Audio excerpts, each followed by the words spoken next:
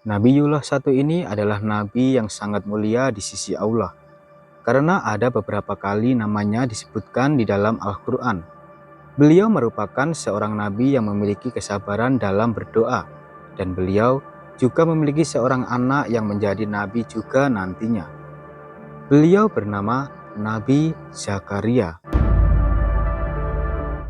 Teman-temanku seiman, jadi begini kisahnya Nabi Zakaria ini. Nabi Zakaria ini hidup dengan istrinya di Baitul Maqdis, kalau sekarang bernama Palestina. Beliau ini diberikan ujian oleh Allah Subhanahu wa Ta'ala berupa kemandulan yang terjadi pada istrinya. Karena selama 70 tahun mereka menikah, mereka ini tak kunjung diberi keturunan. Setiap hari selama 70 tahun sang Nabi berdoa kepada Allah Subhanahu wa Ta'ala untuk diberikan keturunan. Hingga ketika Nabi Zakaria ini menginjak usia 100 tahun, Allah mengabulkan doanya tersebut dengan memberikan seorang anak yang nantinya akan menjadi nabi juga, seperti ayahnya yaitu Zakaria.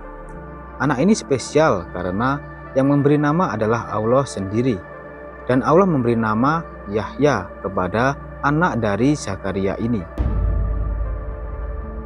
Cerita tentang Nabi Zakaria dan Nabi Yahya ini akan sangat panjang apabila diceritakan kisahnya.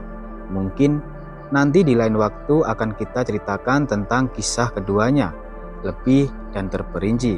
Namun di video ini kita akan berfokus dari kisah seorang nabi yang dibunuh oleh iblis. Bagaimana bisa ada seorang nabi yang dibunuh oleh seorang iblis? Baiklah sobat Hidayah Pangestu, jadi begini ceritanya.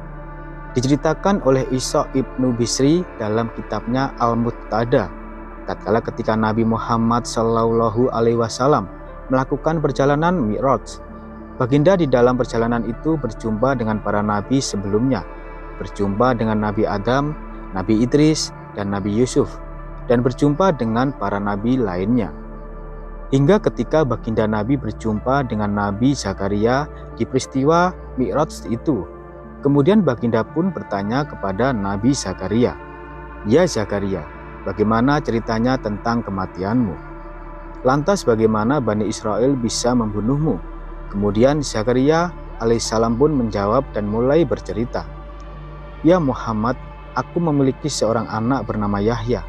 Dia adalah seorang pemuda terbaik di zamannya, memiliki paras yang tampan dan menjadi pemimpin orang-orang soleh ketika itu.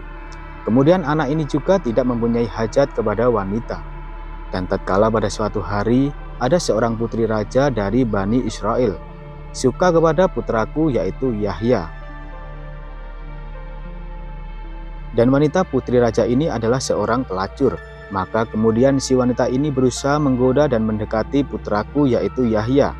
Namun putraku enggan meladeninya. Lalu si wanita ini merasa sakit hati. Kemudian wanita ini memiliki rencana untuk membunuh putraku.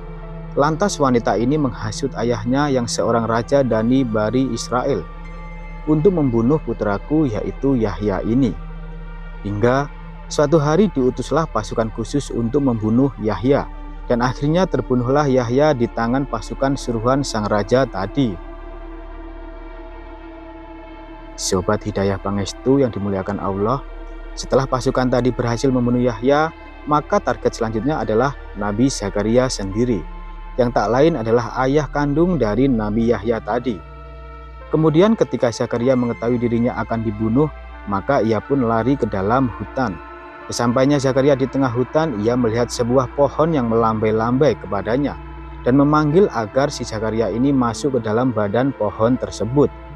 Lantas si Zakaria ini langsung mendekati pohon tersebut dan seketika pohon terbelah menjadi dua.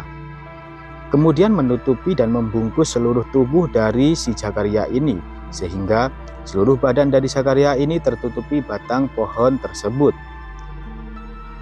Tapi sangat disayangkan ketika peristiwa tersebut terjadi. Di sekitaran pohon itu, ternyata ada iblis yang menyaksikan si Zakaria ini bersembunyi di dalam pohon. Ketika pasukan yang ingin membunuh Zakaria tadi tiba di dekat pohon tersebut, iblis ini menjelma menjadi manusia dan berkata kepada pasukan ini, bahwa Zakaria berada di dalam pohon itu. Lantas, pasukan ini pun tak langsung percaya dan mereka meminta bukti bahwa memang benar Zakaria ini berada di dalam pohon ini. Kemudian iblis yang menjelma menjadi manusia ini pun yang membuktikannya dengan menunjukkan bahwa di salah satu sisi pohon ada pakaian dari Zakaria yang keluar, menandakan bahwa ada seseorang di dalam pohon ini.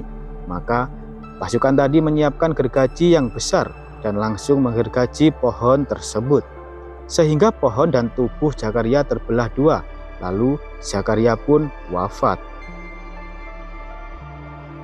Lalu Nabi Muhammad bertanya kembali, "Apakah kamu merasakan sakit ketika tubuhmu digergaji?" Dan Zakaria pun menjawab, "Tidak. Yang merasakan sakit adalah pohon, karena Allah takdirkan nyawaku dicabut sebelum mata gergaji itu mengenai tubuhku." Maka disimpulkan dari kisah ini adalah penyebab dari kematian dari Zakaria ini adalah iblis. Tapi apakah kisah ini merupakan sebuah fakta? Disebutkan oleh Imam Ibnu Katsir di dalam kitabnya Al-Bidayah wan Nihayah. Di dalam kitabnya beliau mengomentari tentang kisah ini.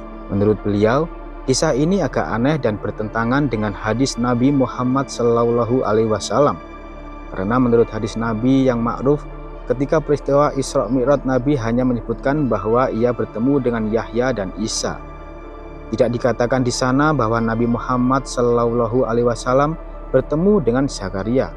Maka bisa disimpulkan bahwa kisah tadi adalah kisah yang meragukan karena menyelisihi dari hadis-hadis Nabi yang sahih.